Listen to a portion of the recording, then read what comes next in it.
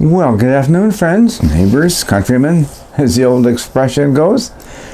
Ted here, back in the sunroom. Okay, today what do we got here? Well, if you remember my last video where I tried to make a mocha in a 2-cup mocha pot, and it did not work out well.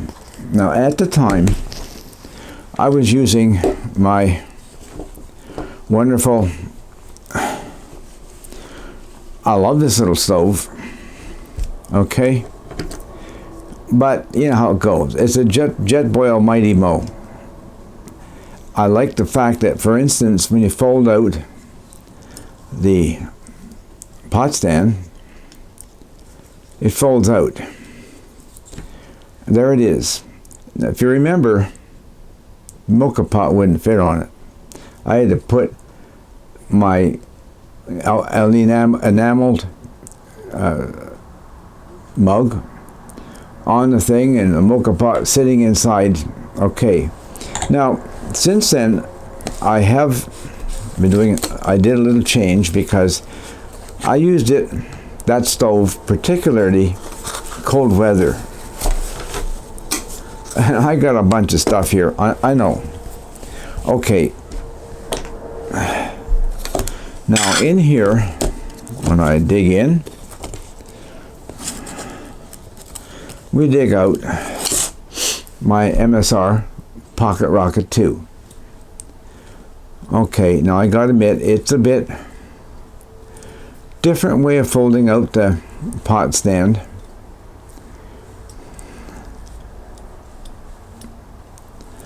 Okay, now I have not even turned off the valve on either one of them. Okay, now what do they got in common? Well, this will give us a general idea, I think, quite well. Come on, get on there, get on there, get on there. Okay, same size, the pot stands. The mocha pot won't fit on them. Now, any small container. So, and I started thinking, okay, one of the things I do have to do is condense, reduce. That's one of my necessities of life, okay? Now, I went into my, I'm going to sit this over here, and these, and this over there. Oh yeah, forgot the igniter. Okay. I dug out my survival kit that I keep in the car all winter. And this is the cook set that I keep in it. Now,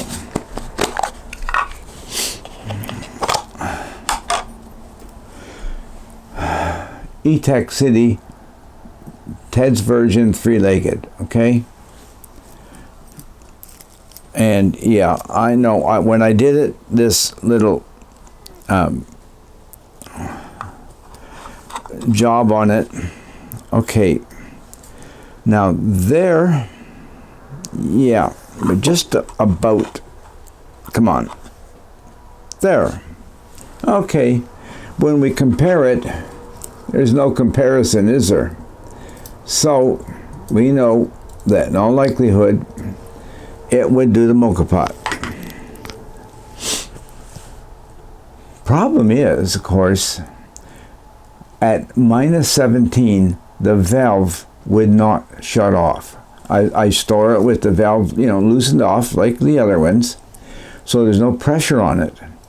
So that didn't work for me. That was a matter of frustration. Now, and it has the fold out parts of its legs, and we can still see, it's a lot smaller. Okay, let's put these guys right across here. So,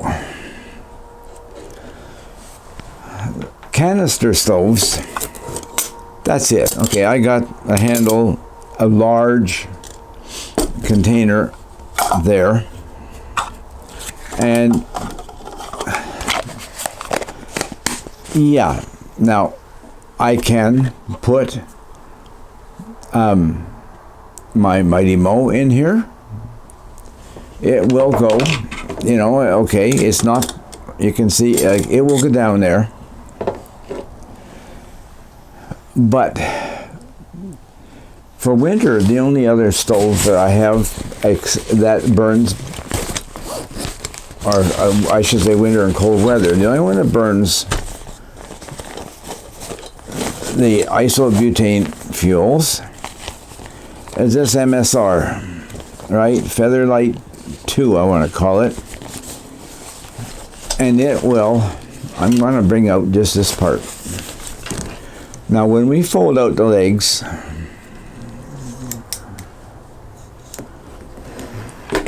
yeah, now we can see the problem there, right? With a small pot, it'll fit on here. The burner being out this far with that mocha pot could melt the handle quite readily. Good stove, again, high altitudes and extremely low temperatures. I tested this one, the wind chill. It sat in the wind for over an hour, minus 39 degrees centigrade wind chill. Temperature, I think, was 30 below just on the thermometer. So that's not really doing it for me. Becomes more and more a question, doesn't it? You know, now, yes, we have this kit here, the Svea 123R. The problem is, right now in this season, from the time what little snow we had disappeared, we were under a fire ban. We're still under a fire ban, I do believe, unless I removed it because we had over a foot of snow in about 3 days, 4 days. But that soaks into the ground quickly. So, with it, there is the hazard with the liquid fuel, and you could start a forest fire. These guys working with butane, I think, would be acceptable in the woodlot, as long as I use the stand, right? So we use the stand with the canisters. It's not likely to tip over. So they're quite dependable. We can go with that. Okay, what else can we not necessarily go with? Well, I put the Esbit in the not go with category. It's using tablets and right down on the ground. Okay. Problem there. So I kind of know. In the emergency kit, definitely. For some other things, yes. Just watch. Yeah, right. There you go again. The gear review. And he uses them just like that with an American-style canteen mug. No problem. But see, for me, it's grass and everything else out there, and I just don't want to go with a fire. Now, like I say, this is all part of this stove here. The Svea, we're using liquid, it can run off and onto the ground, start a forest fire, or a wildfire, they call them here. Well, I went to, okay, this is my hobo stove. It's definitely out. This is my little micro Firebox Nano. It's definitely out also. You know what? With my Trangia, I got a problem too, right? Close to the ground, using liquids that have spilled, knock it over, wildfire. You see where I'm getting at, eh? Now, these are what I've got to put to use if I want to cook in anything small. And really, I need to reduce what I'm using and have a one size does everything well. First off, for using four-season fuel, such as this is a Olicamp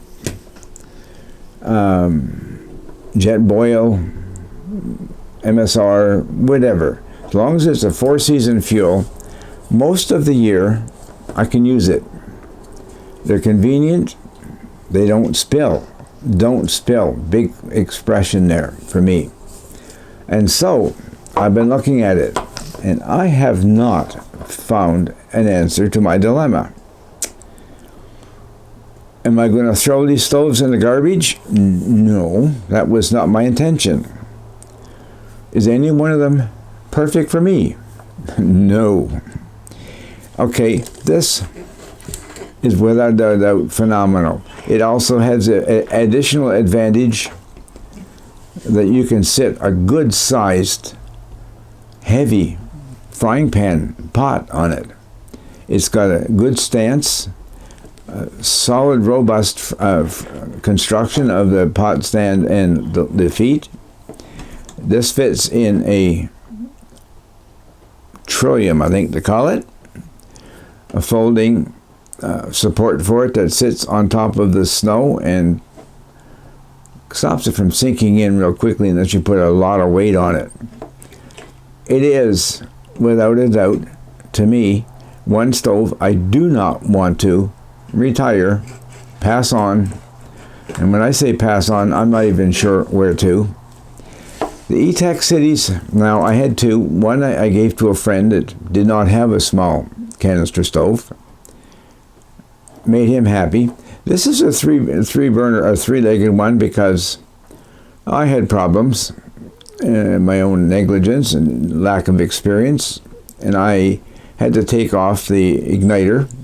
When I did that, I had also noted previously that with 4 feet on here, pots rocked. I didn't like it a bit. So that one does work, warm temperature only. I had it in my survival kit because you can put it inside your parka in the wintertime. No time it's warmed up, and you have your canister in the parka, and 2-3 minutes is warmed up enough. You got a working stove. So that, yeah, for that purpose was good. Those two, well, they get the same size of stand for a pot stands.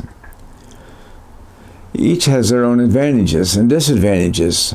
Now, the Mighty Mo operates at colder temperatures better, I found, than the Pocket Rocket 2.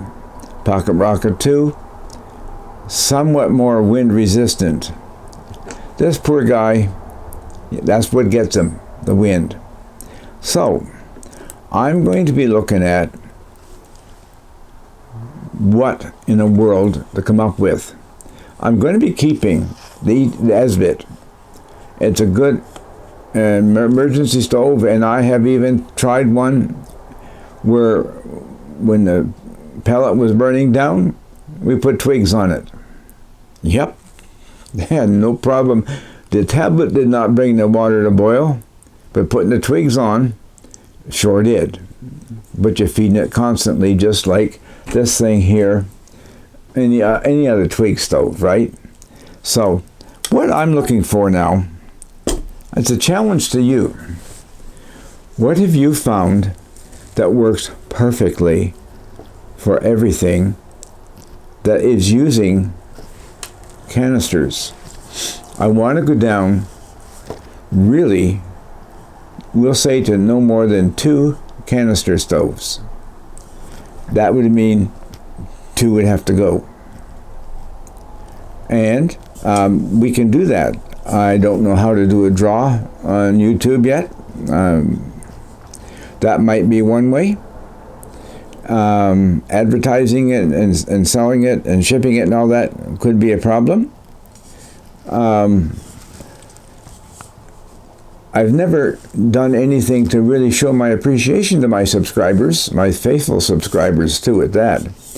And I'm thankful that I was on the site this morning, and this last X number of, I guess, 30 days, I got some new subscribers, and thank you for joining me. I would love to have 1,000, 2,000, 3,000, but I'm not skilled at producing good videos. I know that. So, I would like very much for you to take a look at your stoves. Give them a trial if you want to. Test them out. And find out what you would recommend as a replacement for these three over here. The E-Tech City, the Pocket Rocket 2, and the Mighty Mo. Let's start with that, considering this one we can use for a big, heavy pot. And yes, the lid comes off it and you can cook on it, right? I do that all the time. Just this one doesn't show it as much as one in the house does. Okay? So I'd challenge you, go through your stoves. Now, set aside your alcohol and wood burners, and let's get first off down to what can I get as a consistent, what is the best stove for me? Being able to function as cold as you can get this stuff to work would be nice. Let's just make it, okay, 25 degree below centigrade. That is no problem for the Pocket Rockets. The old Pocket Rockets, anyway, I know. Ran into a guy that consistently uses the old style Pocket, the original Pocket Rocket, and he uses four-season fuel all winter on his cross-country skiing. Saturday afternoons, stop, make lunch, have coffee, visit, a rest break. So please, if you would, go through your stoves, and I don't know, some of you, I'm certain, have probably got 8, 10 different stoves. And yeah, I know there's many. I'm not going to go shopping and buy one of each and test them. I'm not a good gear tester like that. So if you would, please, and then go through it and then put it in the comments. Enough in a comment that will trigger me receiving an email that you've made a comment, and we can converse more even after we've made contact that way. And like I said, think also on your wood stoves. And I know this this guy here, it's been in my fireplace in the desert, having a wood fireplace in the desert evening because I wanted to have a campfire. It did it beautifully. Cooked on it, hunting for years. But when we have a no fire zone, and it's like that almost all summer, then I've got to have alternates.